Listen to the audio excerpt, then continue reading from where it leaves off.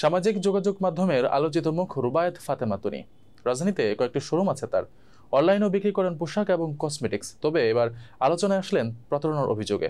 পাকিস্তানি বলে বেশি দামে দেশি পোশাক বিক্রি করার অভিযোগে রাজধানীর গুলশানে সানভীর বাই তনির শোরুম সিলগালা করেছেন জাতীয় ভোক্তা অধিকার সংরক্ষণ অধিদপ্তর।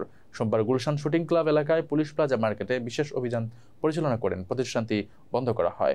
ভোক্তা অধিকার অধিদপ্তর বলেছেন, তৈরি পোশাক বিক্রির লাইসেন্স নিয়ে অবৈধভাবে কসমেটিক্স বিক্রি করা হতো এই আউটলেটে।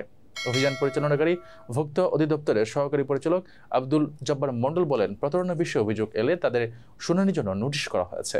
তারা সেটি দেখেও জবাব দেয়নি। তারা যেহেতু কোনো জবাব দেয়নি, উপস্থিত হয়নি, আমাদের কাছে মনে হয়েছে এসব অভিযোগের সত্যতা রয়েছে। এখানে এসে সেটার প্রমাণ পেয়েছি। তারা পাকিস্তানি ড্রেসের পক্ষে কোনো কাগজপত্র প্রমাণ দেখাতে পারেনি। তাদের শুধু ট্রেড লাইসেন্স আছে, সেটা সাধারণত পোশাক বিক্রেতা হিসেবে। তারা দীর্ঘদিন ধরে অনলাইনে এবং এই দোকানে দেশি পোশাকগুলো বিদেশি বলে চড়া দামে বিক্রি করে আসছিল।